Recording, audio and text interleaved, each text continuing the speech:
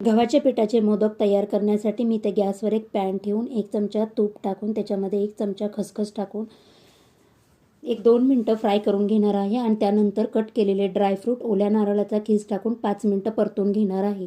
5 मिनिटानंतर आपण ते बाउलमध्ये काढून घेऊया. त्याच पॅनमध्ये 2 वाट्या गव्हाचं पीठ टाकून लागेल तसे साजूक तूप टाकून हे मी गव्हाचं पीठ गॅसची फ्लेम लोच ठेवून सतत हलवत परतून घेणार आहे. गोल्डन कलर आला की आपले गव्हाचं पीठ आपण त्याच बाउलमध्ये काढून घेऊया आणि ओल्या नारळाचा कीस आणि गव्हाचं पीठ एकजीव करून घेऊया. आता त्याच पॅनमध्ये आपण 3/4 कप गूळ टाकून 1 चमचा साजूक तूप टाकून 1 चमचा पाणी टाकून आपण गूळ वितळून घेणार आहोत. आपला गूळ वितळला की त्याच्यामध्ये गव्हाचे पीठ टाकून छान असा त्याचा गोळा परतून गोळा तयार करूया आणि आता थंड होण्यासाठी प्लेटमध्ये काढून घेऊया. साच्याला तूप लावून 1-5 मिनटं आपण तयार केलेले पीठ कुस्करून घेऊया आणि छान असं आपण